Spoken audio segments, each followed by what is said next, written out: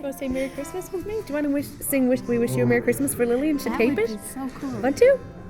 1, 2, 3. We wish you a Merry Christmas. Come on. We wish you a Merry Christmas. Come on, 2.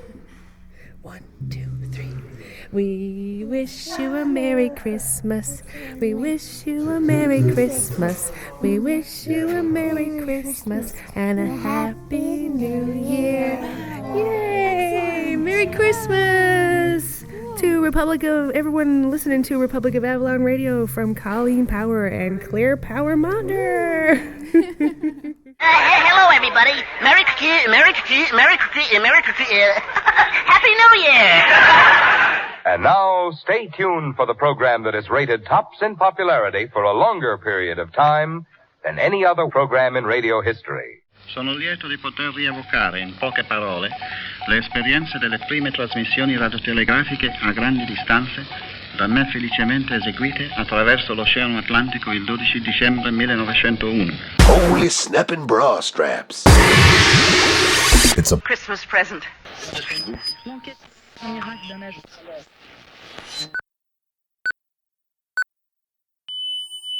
Republic of Avalon Radio. It's 0 hours, Avalon Standard Time. Am I on now? Well, hello everybody, and happy Christmas and a happy New Year. I hope you're having fun. This is me, the mad woman again. But anyway, happy New Year, happy Christmas, the whole works, right? I haven't enough drink on me yet, so I'm being serious. I'm being pretty serious now. What? What? And who are you again? What? Who are you again? Oh, Marian! Jesus! Like they don't know me, for feck's sake.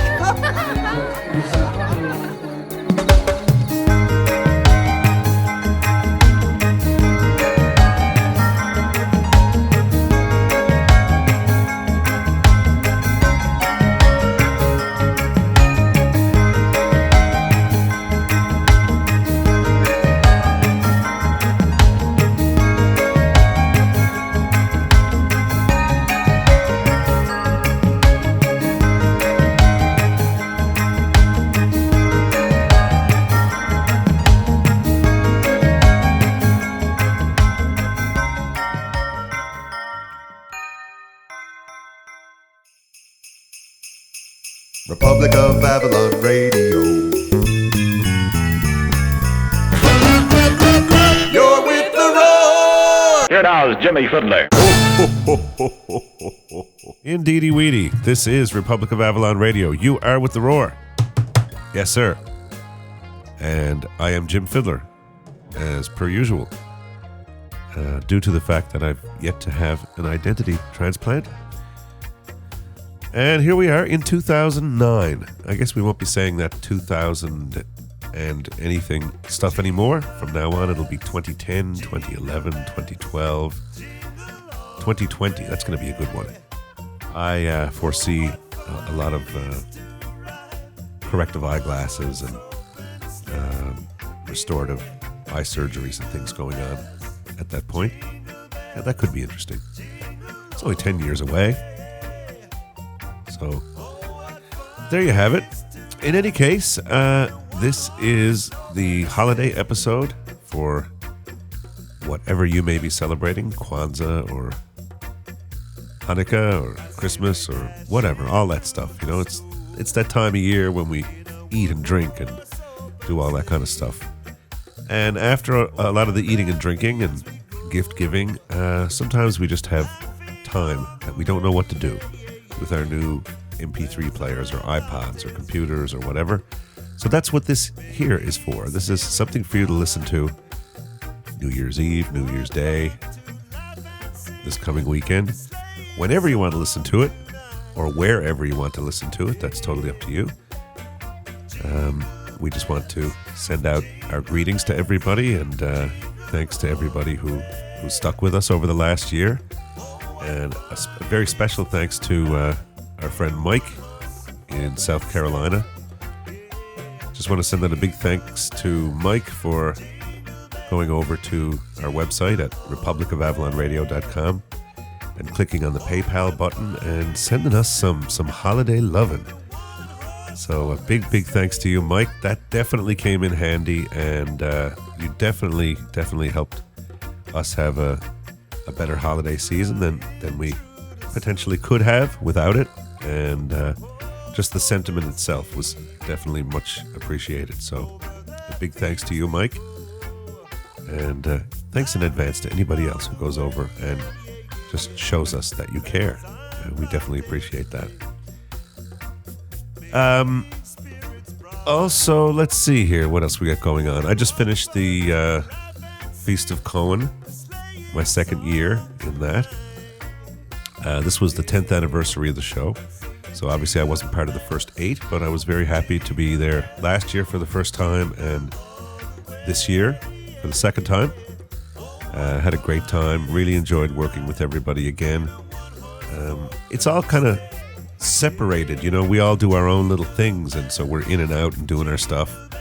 But last night it was really good to get a chance to hang out with some of my fellow Cohen conspirators after the show and talk and relax and sort of be in that sort of holiday mode together. That was very, very nice. So if any of my fellow Cohen conspirators are listening, a big tip of the hat to you. I thought many of you deserve a big tip of the hat for just being you and doing a wonderful job, as is expected of you, because you are professionals, and certain standards and certain things just come from professional people. It's one of them things, you know. You hire somebody to come in and do some work on your house. You don't want the guy to be in a bad mood and do a terrible job, you know. So you just come to expect certain things, and I can point fingers all over the place where people lived up to any expectations, any standards, and in many cases surpassed them. So great big tip of the hat to everybody to do with the Feast of Cohen, and of course to any of you who might be listening who actually went to the show, or went to either of the 3 shows. A big hello to you. And hope you enjoyed my part of the show, and hope you enjoyed the show in general, of course. And there it is, 10 years for the Feast of Cohen done, under the belt. And I think a lot of people really enjoy that during Christmas, the chance to kind of get out and take in a show and see an awful lot of very talented people. A show like that gives you the opportunity to get out of the house and go see a show. So there you have it. Hope everybody enjoyed that. Aside from that, not a whole lot to say. Just hope everyone's having a nice time. Hope everybody is warm and safe and got some yummies and all that kind of stuff. This episode, we've got a few things lined up for you. I thought what I would do, instead of just us talking about this and that and whatever, we would kind of share a little bit of the kind of experience that we have. I mentioned in the last episode about old-time radio. We listen to old-time radio all the time. Well, what is old-time radio? It's just radio programs from the past. Well, I guess you wouldn't call a show from last year old-time radio, but something from, say, 50 years ago plus, something like that. And it's not even so much that, because 50 years from now, stuff from now won't be considered old-time radio. It's mainly to do with radio theater. In the past, radio theater was a prominent thing. So you have shows, you'd have detective shows and family shows and comedy shows. Much like, well, not at all like, but television now. Before television became really big, all these sorts of storylines and things, radio theater. So we listen to that every day. And so for us, during Christmas, we're quite likely just to sit around and have a hot beverage and some snacks and listen to some old-time radio. That's what we do. So we thought we would share that kind of experience with you. So you might want to pause this now and go make some popcorn, or go get a bowl of nuts or a bowl of chips or cheesies or whatever you want to do. and kick back. First of all, we're going to... Well, one thing you're going to hear, which is quite interesting, that many of you might not have ever heard, Bugs Bunny or Elmer Fudd out of character. What do I mean by out of character? Just not being Bugs Bunny or not being Elmer Fudd. The actors, the people, the voices of Bugs Bunny and Elmer Fudd. You will be hearing. First of all, we're going to play you an episode of the Mel Blanc Show from 1946, I believe. And then we will go to Hal Perry, or Harold Perry, who played the Great Gildersleeve for quite a stretch of time. Started out on Fibber, McGee and Molly, and then spun off into his own show, The Great Gildersleeve. And we'll play you an episode of that from 1941. That was when the show was quite new at that time. He had just left the Fibber, McGee and Molly show. So I will play that for you as well, and we'll go back to something we haven't played for you for 3 years now. I couldn't believe that. I was wondering, maybe it's overkill. Maybe we've played it too often, but no, we only played it in 2005 and then again in 2006, and we haven't played it since then. So let's bring you back to our good friend Clyde Rose and the story, An Offer Wadham's Miracle. A story, well, I guess we'll just leave it to Clyde at the end of the show here to tell you the story. And it's just one of them things. It's a real piece of Newfoundland. So for any of you people who are away from home, this is a real kind of an opportunity to feel that sense of Newfoundland, especially rural Newfoundland, remote Newfoundland, and Newfoundland in the past. We hope you enjoy this episode of Republic of Avalon Radio. And without any further ado, let me just roll it. Like I said, if you haven't paused, pause now and go get yourself some popcorn or some nuts or chips or cheesies and kick back.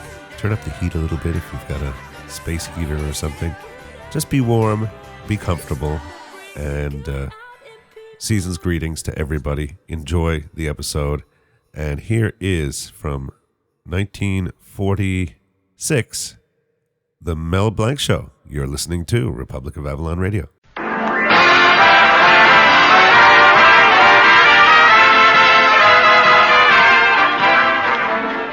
From Hollywood, Colgate Tooth Powder presents The Mel Blanc Show with Mary Jane Croft, Joe Kearns, Jerry Hausner, Hans Conried, the sportsman, Victor Miller and his orchestra, and starring the creator of the voice of Bugs Bunny. What's up, Doc? Yes, Colgate Tooth Powder for a breath that's sweet and teeth that sparkle brings you The Mel Blanc Show with Mel playing his new character, Zookie. Hello, everybody. Hello, everybody. Hello, everybody. Hi. And starring himself in person, Mel Blanc. Hi, folks. Ugga, ugga, boo, ugga, boo, boo, ugga.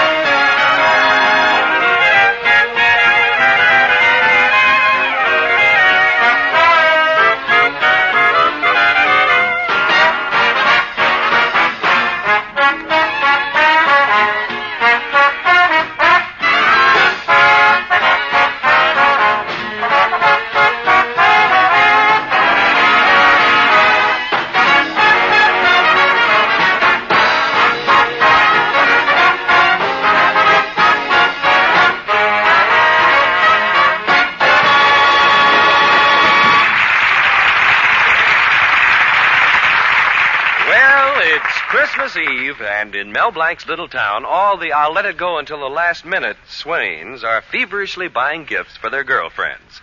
In the Furriers, we hear, This is a beautiful fur coat. Fine, I'll take it with me. And further down the street, we hear, This is a beautiful handbag. Good.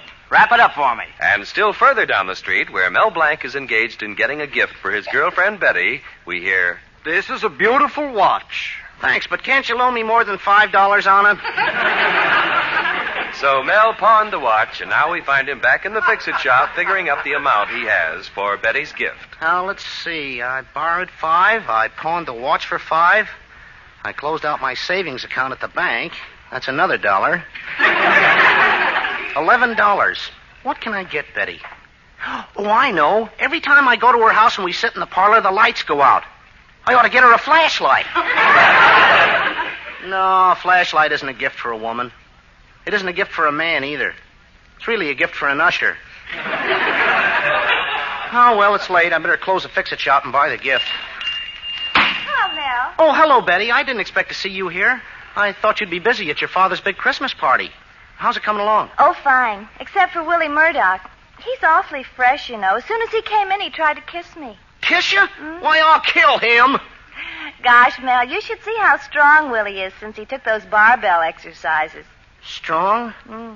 Well, Betty, it's a free country. Every man can do what he wants. Oh, Mel, when you talk like that, I sometimes think you don't love me at all. Oh, you know I do, Betty.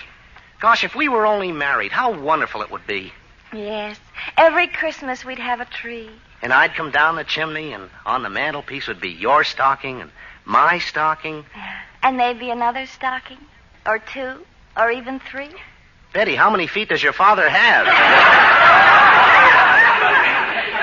Gee, I wish I'd been invited to your father's party. Oh, well, Mel, that's what I came down here for. To invite me? Yes, in fact, Father said, Betty, I want to make it possible for Mel Blanc to feel the warmth of Christmas spirit. Oh, I don't know, Betty. Last time your father said that, he got me halfway to the furnace. Don't be silly, darling.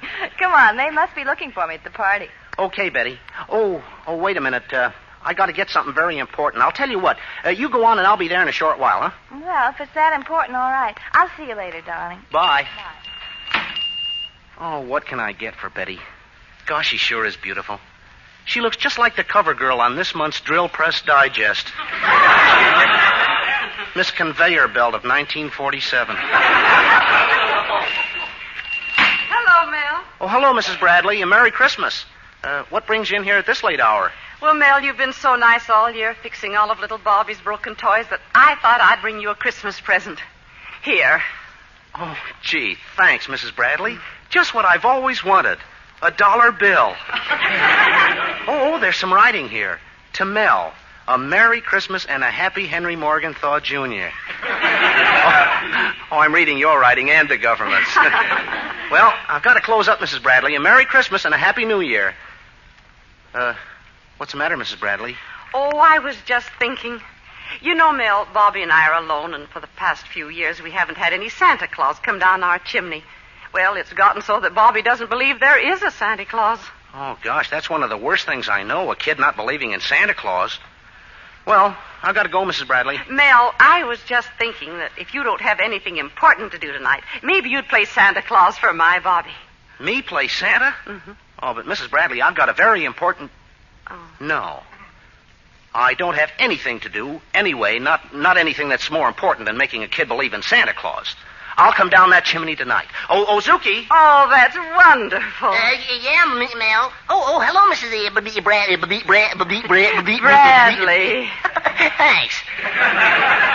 Now, look, Zuki, I want you to go over to Betty's house and tell her I'm sick. But, Mel, what can he see is wrong with you? Anything. Tell Betty I was bitten by a streptococcus.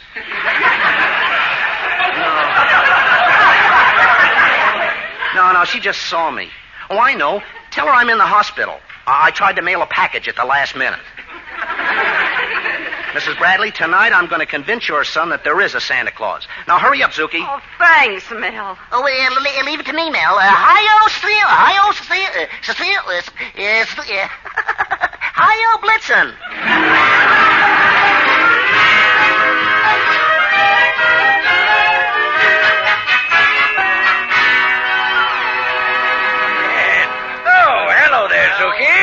Hello, everybody.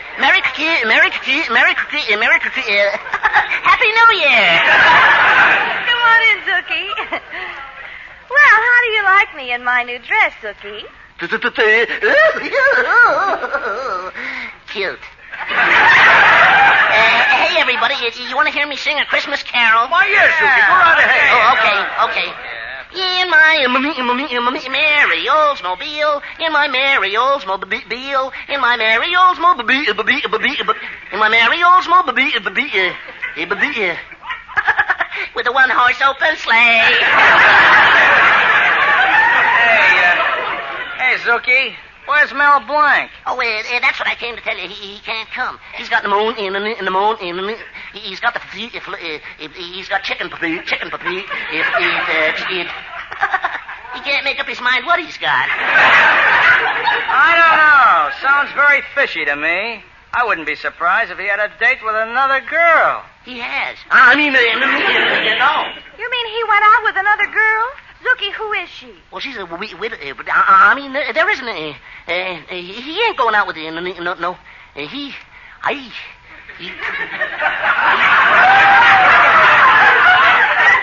And besides, I promised not to tell.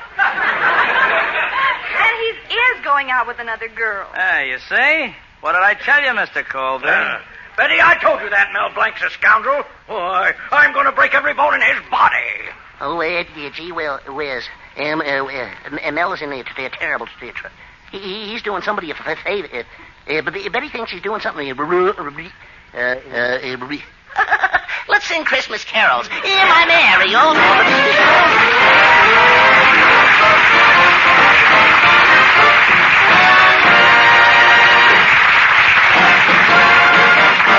Use Colgate tooth powder, keep smiling just right.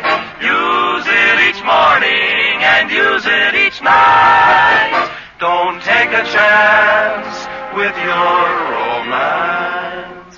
Use Colgate's tooth powder. No kisses for you neath the mistletoe? Perhaps a breath of trouble scared off your beau. It's just too bad when that breath of trouble, unpleasing breath, catches up with a person. For it marks them down socially. So be on your guard. Do this. Brush your teeth night and morning and before every date with Colgate tooth powder. For Colgate tooth powder cleans your breath as it cleans your teeth. Yes, scientific tests have definitely proved that in 7 cases out of 10, Colgate tooth powder instantly stops unpleasing breath that originates in the mouth. What's more, no dentifrice at any price cleans your teeth more quickly and thoroughly than Colgate tooth powder. Remember to buy it first thing. And remember the name, Colgate tooth powder, with the accent on powder. Don't take a chance with your romance. Use Colgate's tooth powder. And now Mel Blanc joins the sportsman and Victor Miller in a holiday arrangement of Jingle Bells.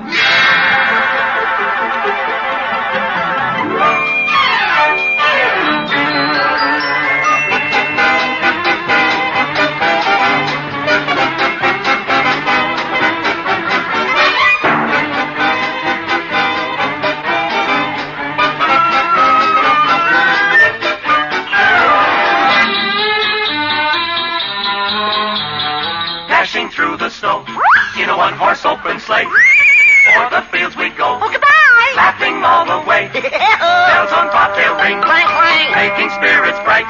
What fun it is to ride and sing a sleighing song tonight. Hey! Jingle bells, jingle all the way.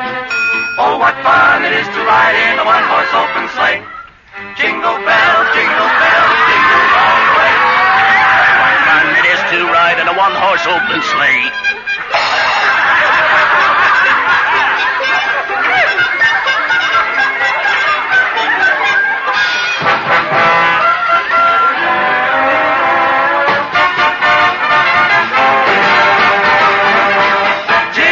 Jingle, little bells, jingle all the way. Oh, what fun it is to ride in a one-horse open sleigh. Jingle, jingle, little bells, jingle all the way. Oh, what fun it is to ride, glide, slide along in an open sleigh.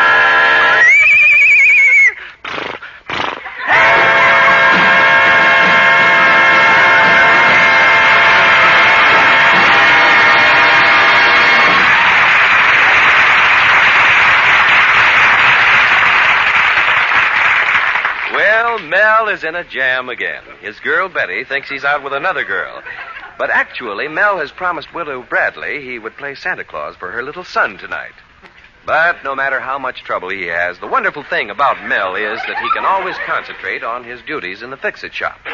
Right now, his brilliant mind tackles the difficult problem of repairing a priceless violin left by a customer. Gosh, why did I ever promise Mrs. Bradley I'd go to her house? With skilled fingers and expert eye, he delicately tunes the sensitive instrument. Well, I'm glad I did. The most important thing I could do was make a child believe in Santa Claus. And now, having completed the masterful repairs, he gently places the rare violin under his chin, raises the precious bow, and draws it across the muted strings.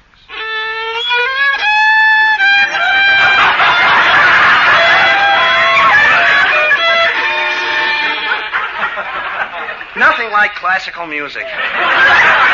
Gee, I gotta run over to Mrs. Bradley's. I'll try to call Betty once more. Hello? Hello, can I speak to Betty? Listen, Blank, how many times must I tell you Betty doesn't want any part of you?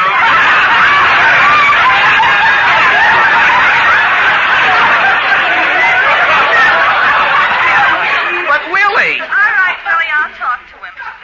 So you are going out with another girl. No, Blank, I never want to see you again. And furthermore, I would marry you on a bet. Oh, Betty, you can't mean that. You were going to be the mother of my children. Well, it's too late. Well, I don't mind about myself, Betty, but what am I going to tell all those kids? Betty, if you don't give me a chance to explain, I'll drown myself. I'll go right out and throw myself in the reservoir. I don't care. Betty, do you realize you have to drink that water? You have nothing more to say to me, Mel Blanc. Goodbye. Oh, who has time for petty arguments? I gotta go. Got a big job to do today. Uh-oh, here comes Mr. Cushing, my lodge president. Hello, Mel. Ugga-boo, ugga-boo-boo, ugga. Greetings, mighty potentate. Ugga-ugga-boo, ugga-boo-boo, ugga. Well, what's the matter, mighty potentate? You're not looking so well. Well, Mel, I woke up this morning on my left side. Oh, what's so bad about that? That's the side that faces my wife. Every morning I get up and there she is, yawning with her mouth wide open. I tell you, Mel, it's like living in the Rose Bowl. Oh, I don't know, mighty potentate. You can find beauty in every person if you only dig deep enough. Mel, I have no room in my garage for a steam shovel. And now she's got that new mine detector in the house. Mine detector? Yeah. Every time I put my hand in a purse for some extra cash, she yells, "Stop! That's mine!" What a woman, if you'll pardon the expression. But I don't know why I'm telling you all this. It's just that I've got no one to talk to. Well, so long, Mel. I suppose I'll see you at Colgate party. Well, I'm not going there, mighty potentate. I promised to play Santa Claus for Widow Bradley's boy, Bobby. Well, that's a noble gesture, my boy. Well, I can't stop to talk now, Mel. I got to go to Colby's, and I have to get a substitute present for my wife. Oh, but you told me you got her one last week. Oh, I did. I had it all Christmas wrapped. I tied a red bow on it, put a do not open till Xmas sticker on it, and I hid it under her bed. Well, don't tell me she opened it before Christmas. Yeah. During the night, she heard the darn thing ticking. Well, so long, Mel. Goodbye, mighty potentate. A merry boo and a happy new ugga to you. Well, I got to get a Santa Claus suit and go to Mrs. Bradley's now. I never thought it would get me in so much trouble, but it's worth it if I make that kid believe in Santa Claus.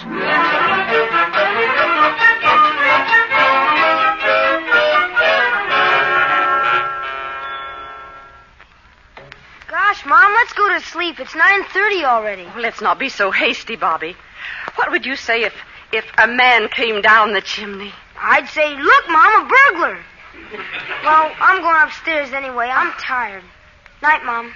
Merry Christmas. Oh, just a moment, Bobby. I think Whoa, Dancer! Whoa, Prancer! Watch that first step.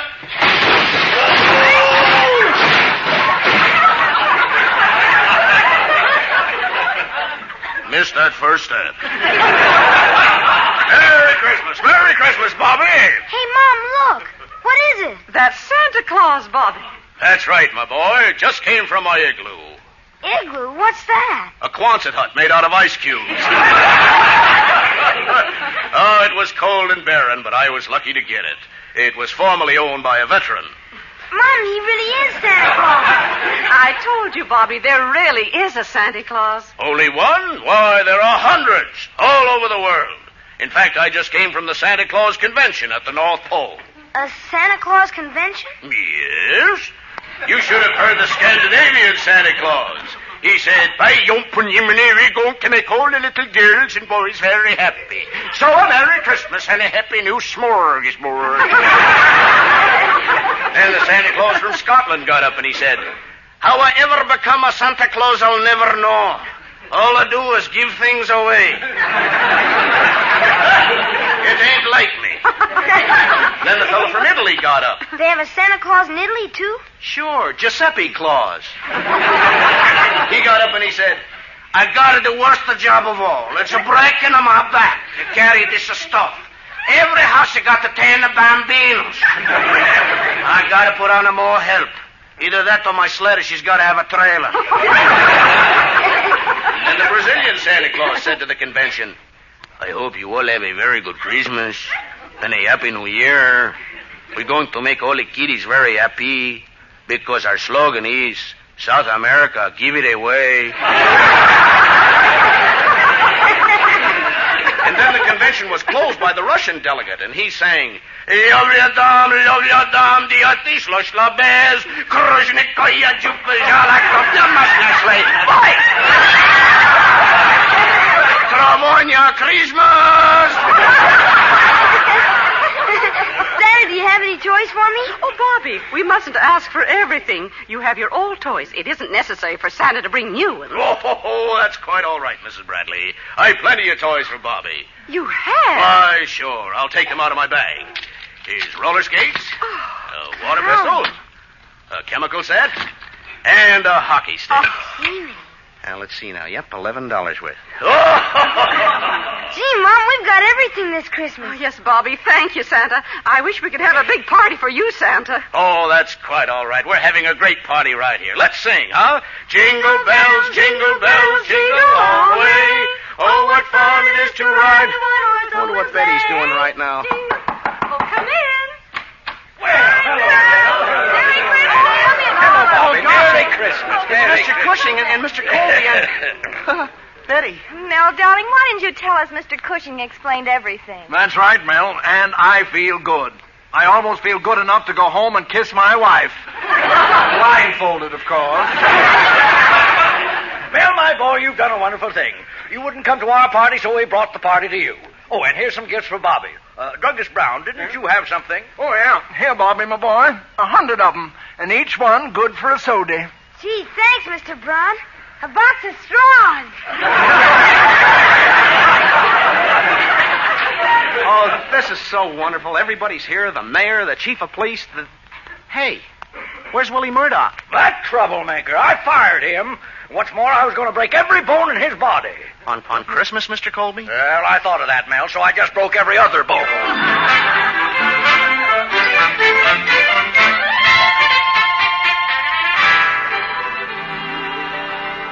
Gosh, Betty, that was a wonderful party, wasn't it? You were wonderful, Mel. This is the best Christmas I've ever had. Yeah, except for one thing. You got me a gift, and I haven't got a present for you. Oh, that's all right, darling. I know what you did with the money. And I'm going to give you a hug for the hockey stick, for the water pistol, for the chemical set, and 2 hugs for the roller skates. Why didn't I get Bobby that bag of jelly beans? Oh, wait a minute, Betty. I do have a Christmas present for you. You do? What is it? Come closer. Oh, Mel. Everybody's looking and listening. Listening? Where? Can't you see the microphone there? Oh, gosh. You can't do a thing around here without millions of people listening in.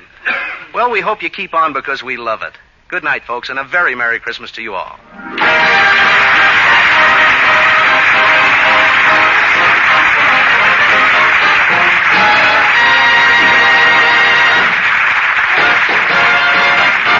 Use Colgate tooth powder, keep smiling just right. Use it each morning and use it each night. Don't take a chance with your romance. If you're looking for romance, be very sure that no little breath of trouble, unpleasing breath, will come between you and your heart's desire. Just do this. Brush your teeth night and morning and before every date with Colgate Tooth Powder. For Colgate Tooth Powder cleans your breath as it cleans your teeth. Yes, night and morning and before every date. Yes, scientific tests have definitely proved that in 7 cases out of 10, Colgate Tooth Powder instantly stops unpleasing breath that originates in the mouth. As for cleaning, no dentifrice at any price will clean your teeth more quickly and thoroughly than Colgate Tooth Powder. Remember the name Colgate Tooth Powder with the accent on powder. Don't take a chance with your romance. Use Colgate Tooth Powder.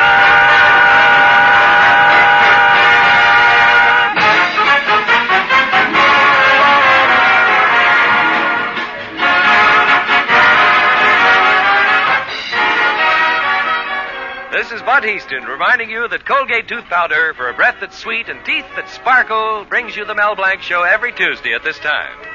Be sure to join us again next Tuesday night for more fun with Mel and the people you'll meet in Mel Blanc's Fixit Shop.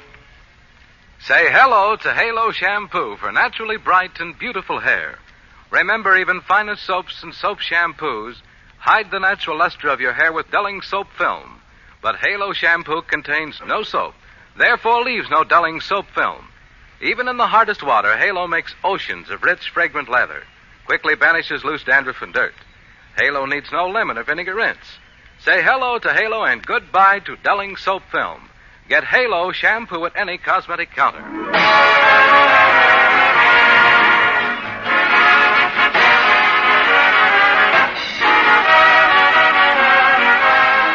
The Mel Blanc Show is written by Mac Benoff.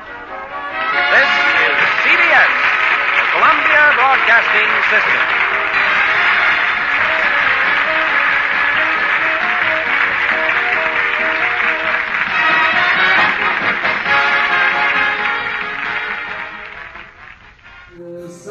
Hi there. Hi, world. I'm Elizabeth Hanrahan. I'm at Aaron's Pub on the winter solstice, December 21st. Wishing all of you a very lovely Christmas and a Happy New Year. Hi, this is Pam Fenley. Here at the Christmas party at Aaron's Pub with my good friends Jim and Lillian, and Merry Christmas and Happy New Year to everyone, and I hope you're all as safe and happy. Cheers. Merry Christmas, and from the Sons of Aaron, Steve Best from the Sons of Aaron. On behalf of Aaron's Pub down here to the Customer Appreciation Night, have a Merry Christmas and a Happy New Year. Drive safe, don't drive drunk, and enjoy every single bit of it. Republic of Avalon Radio. You're with the roar! Kraft presents The Great Gildersleeve.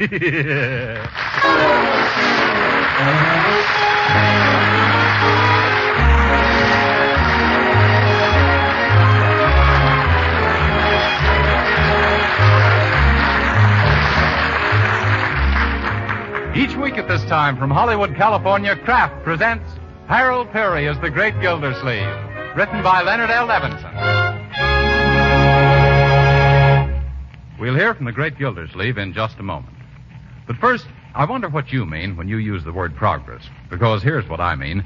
Progress means making the old things better and inventing new things that are better than the old. Well, that applies to foods as well as to other things. And modern margarine is an outstanding example. Yes, modern margarine, like Parquet margarine made by Kraft, is certainly a lot different from the margarines of even just a few years ago. Yes, all you have to do is to try Parquet margarine once to know it's different and better because it tastes so deliciously good. That's why Parquet margarine is a favorite everywhere, both for table use and for cooking, too. Now, you all know that proper nutrition is necessary to national defense. Well, Parquet margarine is a wholesome, highly nutritious food. In fact, it's one of the best sources of food energy you could serve. And every pound contains 9,000 units of important vitamin A. So get acquainted with this nourishing modern margarine. Delicious Parquet margarine made by Kraft. Remember, it's Parquet. P-A-R-K-A-Y.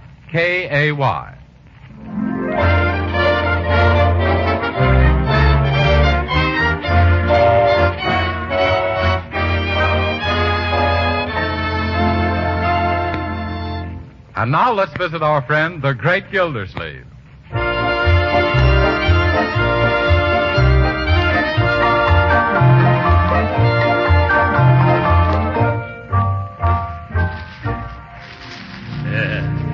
Let me have some more of that green paper, Leroy. Thanks. Say, who are you sending that necktie to? It's for Cousin Clinton in Iowa. Leroy, you can't do that. He's the one who sent you that tie last year. Oh. Well, in that case, I'll mail it to Uncle Stanley. Oh, no. Uncle Stanley gave it to Cousin Clinton the year before. Well, Uncle Mort, how do you know? Because I gave it to Uncle Stanley 4 years ago. Oh, are you sure it's the same tie? Oh, positively, Marjorie. I'd know those purple stripes and those orange dots anyplace. But, gee, what'll I give Cousin Clinton? Oh, I think we can skip him this year if we send him a Christmas card. Yeah. Oh, Mr. Llewellyn. Yes, Miss Marjorie. Be sure to address a card to our Cousin Clinton, will you, please? Yes, ma'am. Right away. Say, how are you coming along with the addressing and the sealing, Llewellyn? Well, I'm a widow groggy. Yeah? I feel as if I'd whipped my weight in Christmas seals. I wish they'd get some different flavored glue, like strawberry, raspberry, cherry, orange, lemon, or lime. They'll come to that, Llewellyn. You're just a little ahead of time. Yeah. Here, Leroy, what are you doing? Me? Oh, I just thought I'd see what's in this package Piggy Banks gave me. But, Leroy, it's marked don't open until Christmas. Yes. Haven't you any self-control or willpower, young man? Don't you realize that if you opened all your gifts ahead of time, when Christmas morning came around, you wouldn't have a single toy left to break? But, gee, I caught Marjorie sniffing around the present you gave her, Uncle Mort. I was not, Leroy. Mort, too. I just happened to drop it, and I was afraid it might be perfume. Oh, yes. Well, it's not perfume. It's a whoops. I almost told you then. Now, both you children stop acting childish. Let me alone while I wrap this present. It's for Fibber McGee. I've already sent Molly McGee a big bottle of perfume, so I better get Fibber McGee's present in the mail for Wistful Vista tonight. Oh, what did you get for him, Uncle Mort? Something he needs badly. An electrical pants presser. It's a neat little gadget, isn't it? Although I doubt if it'll make much of an impression on those gunny sacks McGee wears. You think that's enough of a gift for Mr. McGee? Why not? Cost me 39 cents at the cut-rate drugstore. 39 cents? Yeah. But I thought Mr. McGee was a close friend of yours. He is, Leroy. He's the closest friend I've got. And I'm not speaking geographically or intimately. I'm speaking financially.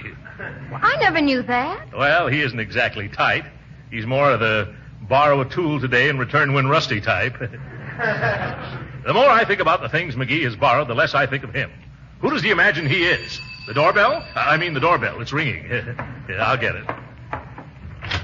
Yes? Is this your domicile at Throckmorton P. Gildersleeve? It is.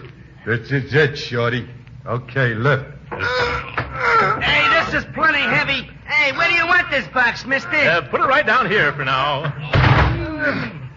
What's in it, mister? Just keep your shirt on, will you, buddy? Oh, All right, ready, Spike? Yeah, let's get this over with. All right. A 1, a 2, a 3. Oh, Gildersleeve, oh, Gildersleeve, a Merry Christmas to you. Oh, Gildersleeve, are you all tight? Hallelujah. We've brung a great big gift, you see, from Wistful Vista's Fibber McGee. Oh, Gildersleeve, oh, Throckmorton P. Gildersleeve, please sign here on the dotted line.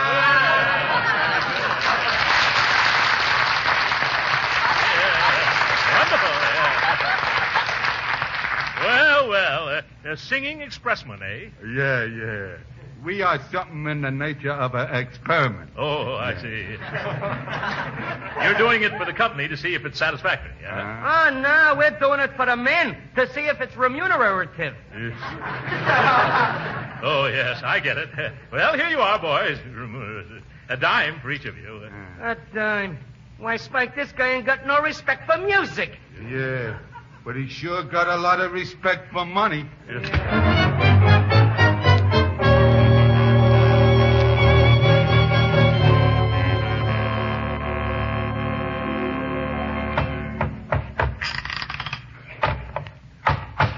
Wow. I never saw a box so hard to get open. Oh. It must have taken me an hour. Yeah. Now to see what Fibber McGee has sent me. What is it, Uncle Mort? Huh? Gee, another box. Yeah? And all done up with Christmas wrappings and stuff. Oh, my goodness. Hand me the hatchet again, Leroy. Oh, no, Unc. Can't you see what it says? Where? Oh, don't open till Christmas. And this means you'll kill the old snoop. McGee never means what he says. The hatchet, please, Leroy. But, Uncle Mort, where's your willpower? Yes, and how about your self-control? Oh, they're fine. It's my curiosity that's got the best of me. Oh, gee, let me take one little peek, will you, huh? Now who's acting childish, Uncle Mort? You're right, Marjorie. I wasn't setting you a good example. Hand me some of that ribbon, and I'll get this pants presser off to my old chum. Oh, what am I saying? I can't send McGee this dinky little present now. Why not? Because that box probably contains a large, valuable gift for me. And alongside of it, my cheap little crease iron will look like, 39 cents. What do you think you should do, Uncle? I better go right downtown and get him something better. Oh, I think that's very nice of you, Uncle Mort. It sure is. I think so, too. Now, in order to get an idea of how much McGee spent so I won't spend any more, don't you think I should take one quick little look as to what he sent me? No! All right, I was just suggesting. Say, if you're going downtown, you better hurry up. It's getting late and the stores are awfully overcrowded. Oh, I won't have any trouble. Get your cap and coat, Leroy. I'll be right with you, Unc. Are you taking Leroy through those mobs with you? Yes, Marjorie. He and I have worked out a wonderful system for Christmas shopping. Haven't we, Leroy? I'll say. What kind of a system? It's called the angleworm formation. Leroy goes ahead and figures out an angle, and I worm my way through.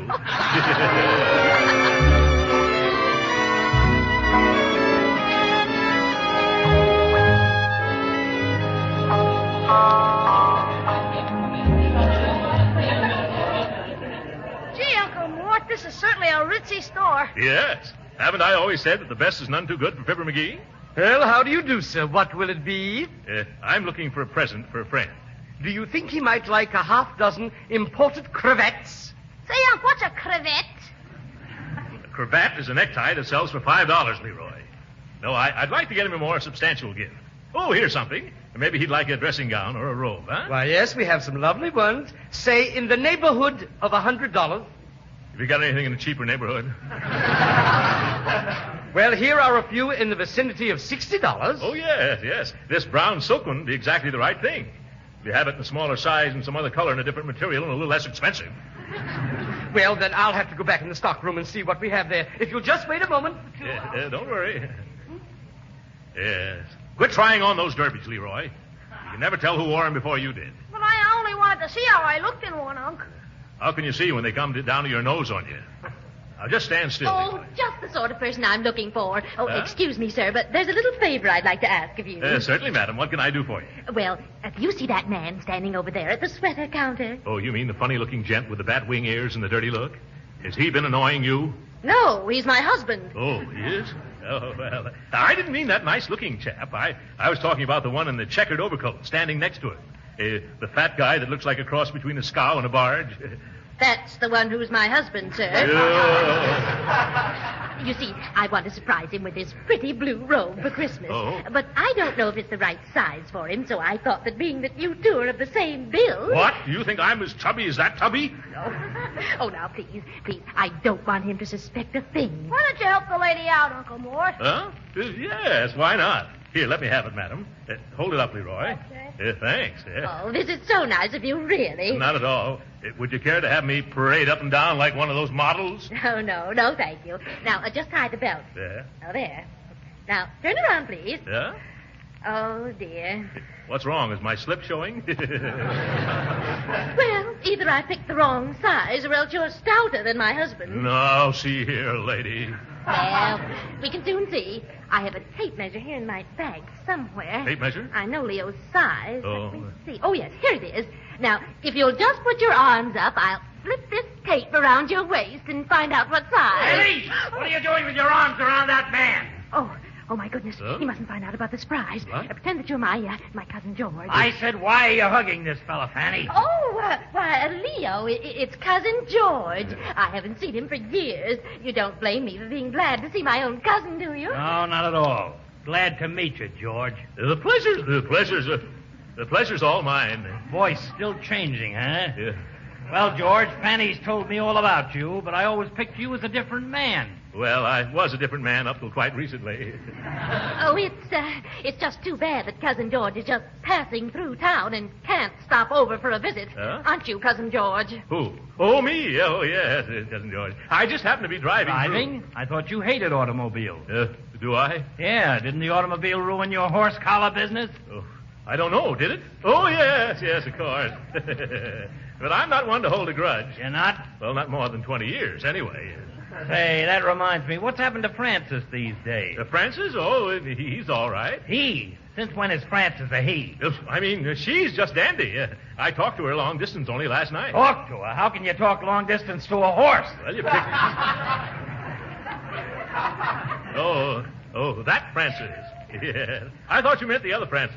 You know the one I mean, don't you, Cousin Fanny? Of course. Your wife. Yeah, my what? I never knew you were married, George, old boy. Oh, well, it's all sort of a secret. We eloped to Niagara Falls. Niagara Falls. Boy, that's a hot one. What's so hot about Niagara Falls? Well, Leo just thinks it's funny that you'd elope to Niagara Falls when you've lived right there all your life. Oh, my goodness.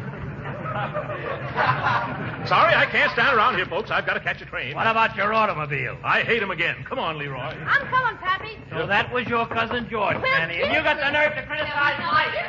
Oh, dear. Wait a minute, Uncle Mort. Where are we going? Out. Let's get away from there before that gorilla gets hep. But if you'll just... He'll wring my neck. How do I manage to get into such affairs? It was Cousin Fanny that did it. Where are you taking me, Uncle Mort? As far away as our chubby little legs will carry us. Now, don't dilly-dally, Leroy. But, gee, Unc, you can't scram like this. I can't, huh? Why not?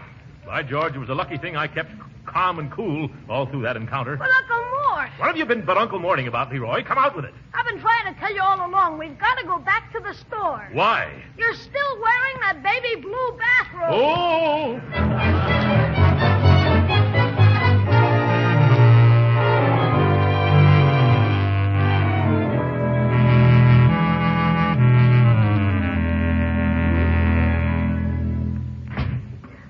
There they are now, Mr. Llewellyn. Oh, yeah. Hello, Uncle Mort. Hello, Leroy. Hello. Oh. Did you get something nice from Mr. McGee? No, we had a terrible time. I haven't been pushed around so much since my baby carriage days. Gosh, you never saw so many places out of so much stuff that so many people wanted so bad. What sort of present were you looking for? Well, Llewellyn, something unusual and expensive that he doesn't have already. Yeah. Uncle Mort almost got a dandy baby blue bathrobe, but after he took it outside to see how it looked in the daylight, he took it back. Yeah.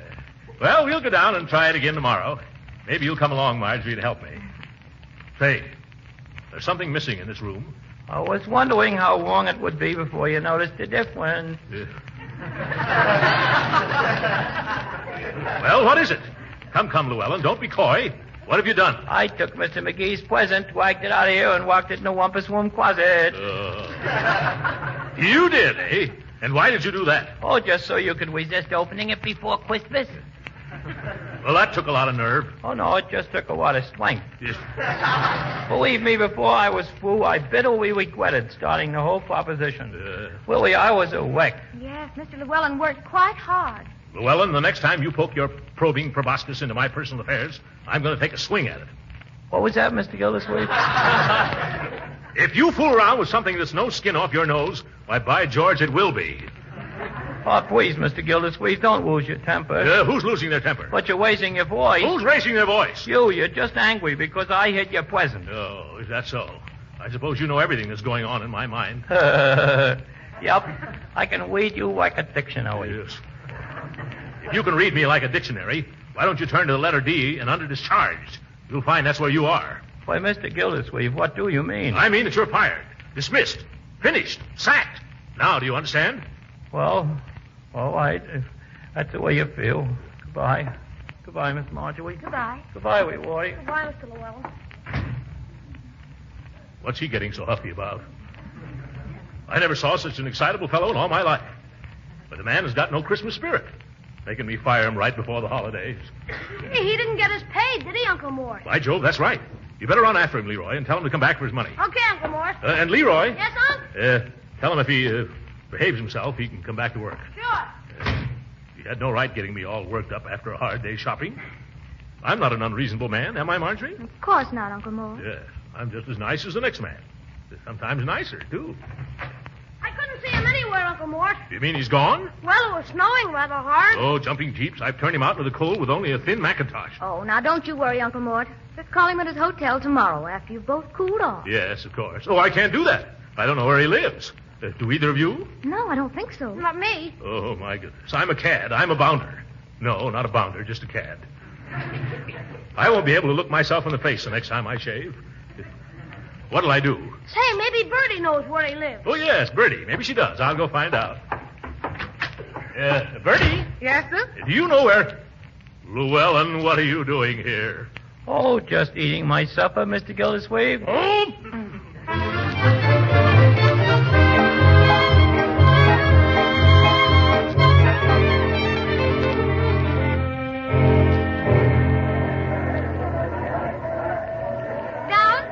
Going down? Hey, wait a minute! No use, Leroy. They're booking passage on those elevators a couple of days in advance. Let's wander into the furniture department. Well, we've looked every place else for a present. Maybe we'll find something there. Yes. I wasn't thinking about Fibber McGee's present, Marjorie. I only wanted to rest. My feet ache clear up to my shoulder blades. Oh, poor Uncle Mort. Yeah. Look, here's a nice big leather chair. Huh? Try it, why don't you? Oh, thank you. I will. Very comfortable. Now, if I could only take my shoes off, but there I go, daydreaming again. Say, look at the buttons on the arm of this chair. Huh? I wonder what this one does. Oh. Help me. The chair is now a bed. Oh, Leroy, now look what you've done. Gee, the back goes down and the bottom comes up. Here, I'll give you a hand, Unc. You know, on second thought, this is so nice, I think I'll take 40 winks. Wake me up in 1942, will you? Uncle, you can't sleep there. Oh, yes, I can. Watch me. Say, this is certainly a great invention. Now, I wonder what this button does. You spoiled everything. It's a chair again. How do, folks? Interested in the Snorwell reclining chair? Oh, is that what it is? Well, mighty cozy little one-man couch. And an ideal Christmas present for father, husband, friend, or boss. Uncle McGee, how about it? Yes, Uncle McGee. How about it? Yes. Say, that's not a bad idea. In fact, it's the best one I've had so far. Let me tell you about some of the Snorwell features. Oh. 3 comfy, cuddly positions. Yes? Sitting, snoozing, and sleeping. Made of the toughest bull leather. Overstuffed, underslung. Why, you couldn't be more tickled if you bought a feather bed. Huh? Buy one for the rest of your life. Catch on? Yes. Oh, brother. Now, there's a salesman. What do you think, Uncle Mort? Well, how much is it? $39.95. That's without any of the accessories and attachments, of course. Oh, You mean it's got attachments like a vacuum cleaner? Yes, sir. The Snorwell is the first fully mechanized chair. Well, I'm interested now. This is for a friend of mine who is rather mechanically minded. Yes? Yes, he invented an illuminated sundial once. For cloudy days, you know. No, you wouldn't know. Let me show you these features. Huh? Here's the overhead reading lamp, also dandy for shaving. Yes. Then we have a combination ashtray and cigar lighter that appears and disappears at the touch of a button. What does it do with the ashes? Dump them under the rug? We also have an electric clock and a compartment for sandwiches with a tank for ice water. Yeah. Gee, it does everything but sing you to sleep. Yeah. It'll do that, too. What? For $24 more, we'll put a little radio inside the headrest. My goodness, if you tack a mailbox on the side of this chair, you could live in it. Oh, this one seems a little damaged. Look at this crack in it. Crack? Yeah. That is no crack. What? It's a slot for old razor blades. Yes. Gosh, do you know, Uncle, the more I hear about it, the more I'm convinced that this is just the present for Mr. McGee. So am I. Young man, how much would one cost with all the accessories? Well, the Super Deluxe Shoot the Works model sells for $119.95. Oh, my dear. But what do you think, children? Oh, yes, take it. What do you got to lose? $119.95. But I guess I'll do it just the same.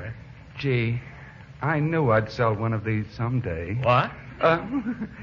Where is it to be delivered, sir? It goes to Fibber McGee, 79 Wistful Vista. Yeah. Can you have it delivered there before Christmas? Yes, sir. We can send it out by express this afternoon. Yeah, good. Charge it to Throckmorton P. Gildersleeve. Here's my card. Thank you, Mr. Gildersleeve, and season's greetings. Yeah. Merry Christmas to you. Come on, you two. We can go home now. Certainly is a load off my... Well, hello, Judge Hooker. Christmas shopping, I see. Oh, hello, Gildersleeve. How are you, Marjorie? Just fine, Judge Hooker. Season's greetings, Judge. Thank you. You all look so happy there can only be one reason. Yeah? You just finished buying the last of your holiday gifts. Yes, that's it. And it certainly was a humdinger. Yes, sir. It was for... Leroy, let's keep it a secret. It was for a certain very good friend of mine, Judge. Oh, yeah? Yes, a real pal, you know. Well, we'll be seeing you. Come on, children. Let's make another try for the elevator. Say, could that present be for me? After all, I have been a pal to him. I'd just like to know. Young man. Yes, sir? My friend who was just here, he told me what he bought, but it slipped my mind. What was it again? Oh, it was a present. A Snorwell reclining chair with $80 worth of accessories. Well, that must be for me. Gildersleeve broke the springs in my best lounge chair, and now he's making up for it. Say, now I'll have to get him something better than that flashlight I bought him for Christmas. Thank you, young man. Thank you. Goodbye. Bye-bye. Gee whiz. So that's Fibber McGee.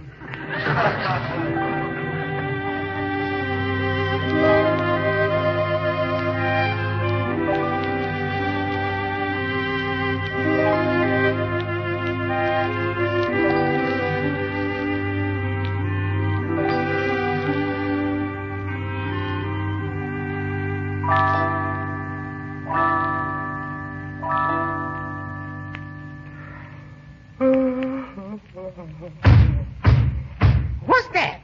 Sounds like something's going on in this house. Sounds like somebody's raising a rumpus in the rumpus room. I'm going to investigate.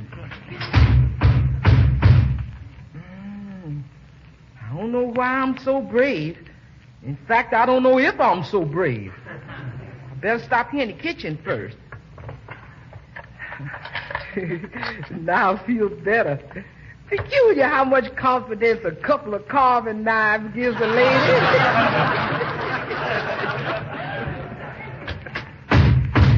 Stop what you're doing. I got you surrounded. I got you covered. Bertie, what are you doing here at this time of the night? Oh, Mr. Gildersleeve. Oh, my goodness. I thought it was a burglar. Oh, my stars and the firmament. That was a burglar. Huh? What's that all chopped up, Mr. Gildersleeve? Oh, chopped up? Oh, well, that's the present Mr. McGee sent me. Oh, then that means there wasn't no burglar nohow. Huh? Honest or truly, Mr. Gildersleeve, you ought to be ashamed of yourself What? scaring folks at 3 a.m. in the morning and sneaking around in your pajamas, snooping at your Christmas presents ahead of time. Lucky I caught you before you got it open. Now, you go on back to bed. Yeah, but Bertie. Go on now, get. You understand what that is? No. You know what you is? No, what? You is a problem uncle, that's what. Is Good it? night.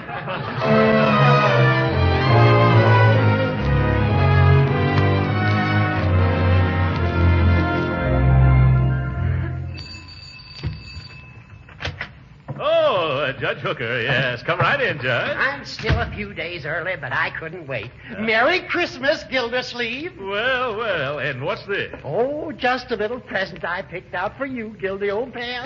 For me? Oh, well, what is it, Judge? Set of matched golf clubs in a leather bag. Oh, Judge, you shouldn't have done it. By the way, I've got something for you. Oh, no. Why, I didn't expect anything. Well, it isn't very much. Oh, I bet it isn't. Yeah. I had it right here in the hall. Yeah. Oh, yes, here it is. This little box. Huh? This little box? Huh? Oh. Yeah. Oh, thank you very much, Gildy. Oh, won't you come in and look at our tree, Judge? No, I've got to be getting along now. I feel a headache coming on. Oh. Goodbye. Goodbye, and thanks for the wonderful present, old pal. Welcome. Goodbye. Yeah. Say, Marjorie, look at the dandy golf outfit Judge Hooker gave me for Christmas. Oh, look at that. It's beautiful. Yeah.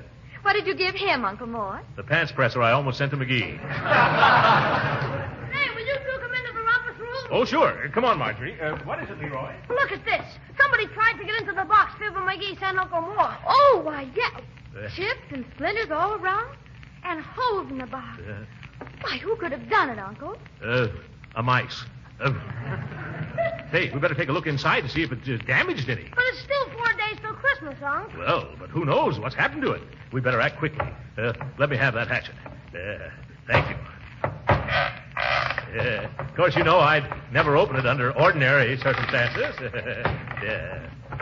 There. Yeah, put the lid someplace, Leroy. Yeah. Well, everything's all right so far. At last. I'm so excited I can hardly tear off the wrappings. Now we can see what we can see. What's this? Oh, a card. Dear Chum Gildy. Oh, good old Fibber. Merry Christmas and a Happy New Year. And here's your old lawnmower back. Signed, Fibber McGee.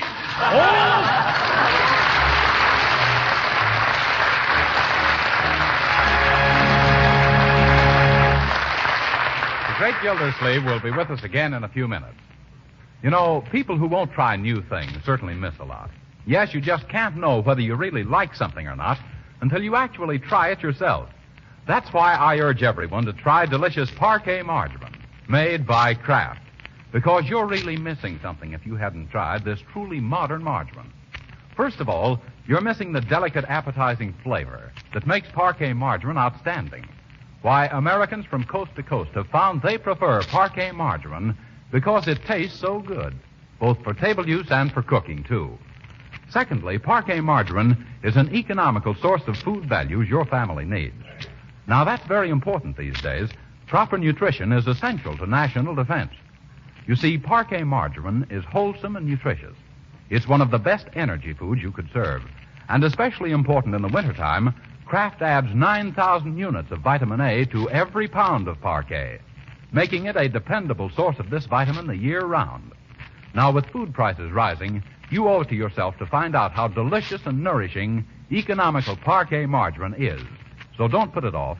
Ask your food dealer tomorrow for Parquet, Parkay.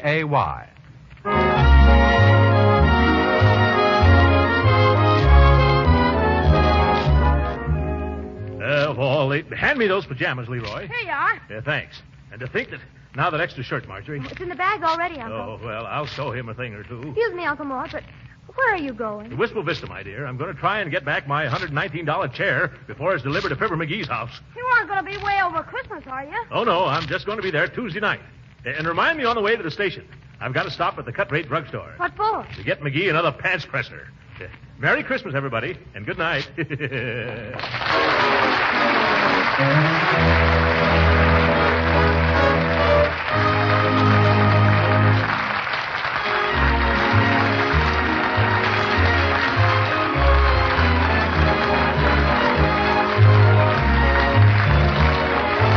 Original music heard on this program was composed and conducted by William Randolph. This is Jim Bannon speaking for the Kraft Cheese Company and inviting you to be with us again next week at this same time for the further adventures of the Great Gildersleeve. This is the National Broadcasting Company.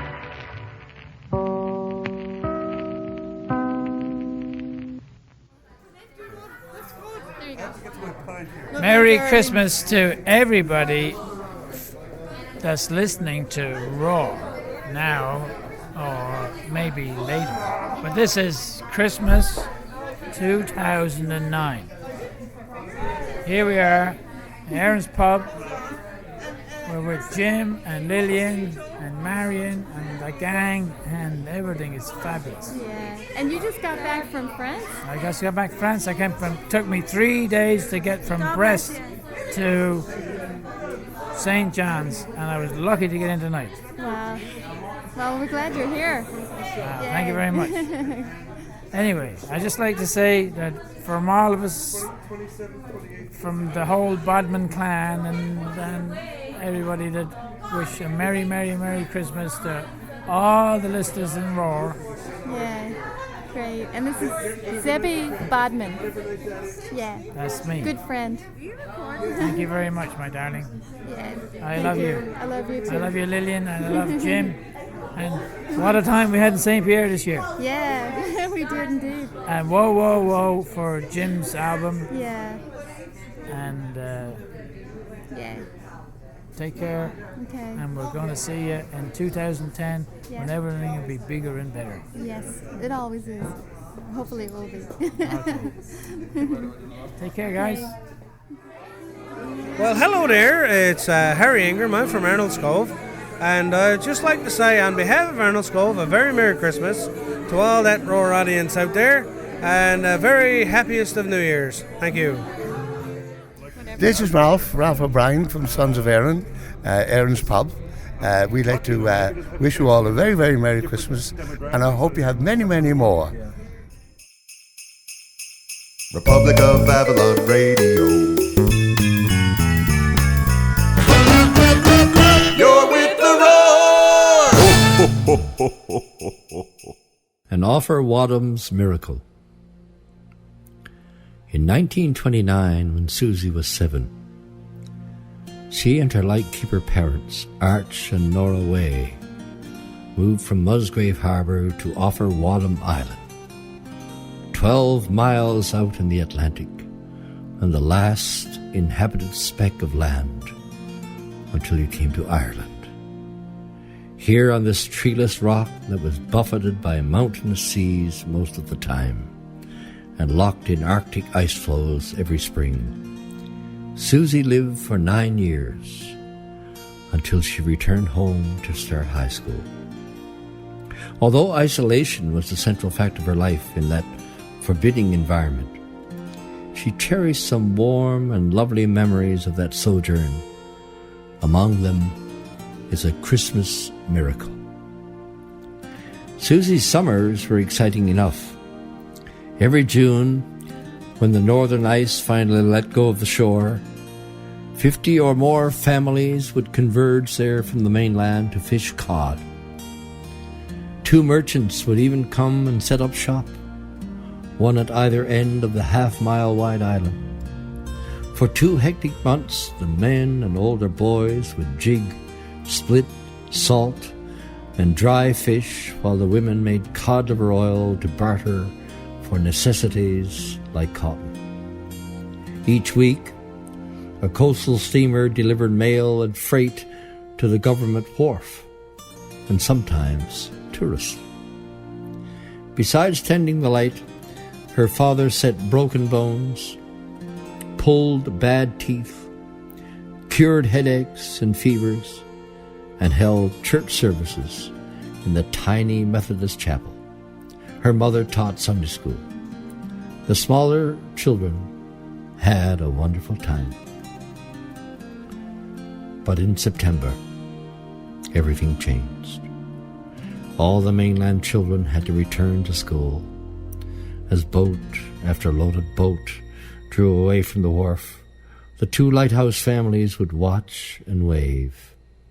Finally, when the last putt of the last engine faded on the western horizon, they would turn to face another long winter. Susie Way spent 9 Christmases on Offer, Outer, Wadham, with her 2 brothers and 1 sister.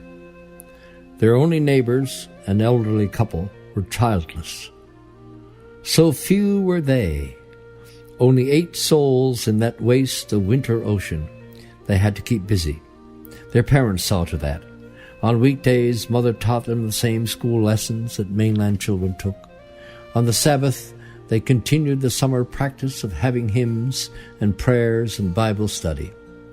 Besides schoolwork, the older children had potatoes to peel, lamps to trim, dishes to wash, coal to fetch, slops to dump, and snow to shovel.